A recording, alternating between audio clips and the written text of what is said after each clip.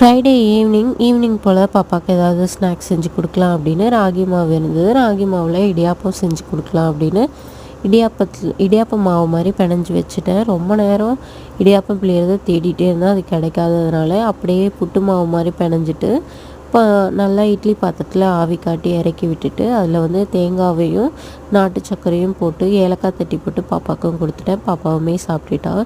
வெள்ளிக்கிழமை நிலவாசலுக்கு ரெடி பண்ணலாம் அப்படின்ட்டு நிலவாசலுக்கு மஞ்சள் குங்குமம்லாம் வச்சுட்டு இருந்தேன். நான் வியாழக்கிழமை போலவே இந்த நிலவாசலெல்லாம் தொடச்சி விட்டுருவேன். வெள்ளிக்கிழமை மஞ்சள் குங்குமம்லாம் வச்சுட்டு இதோட அடுத்த வியாழக்கிழமை தான் இதை க்ளீன் பண்ணி விடுவேன். மஞ்சள் குங்குமம்லாம் வச்சு ரெடி பண்ணிவிட்டு நிலவாசல்லையும் கோலம் போட்டுருவேன். வாசல்லையும் மஞ்சள் தண்ணி தெளித்து கோலம் போட்டுட்டு விளக்கேற்றிட்டு வாசலில் சாம்பிராணியும் போட்டு விட்டுடுவேன். பூஜையும் நல்லபடியாக பண்ணி முடிச்சாச்சு. நெக்ஸ்ட் வீடியோவில் பார்க்கலாம். பாய்.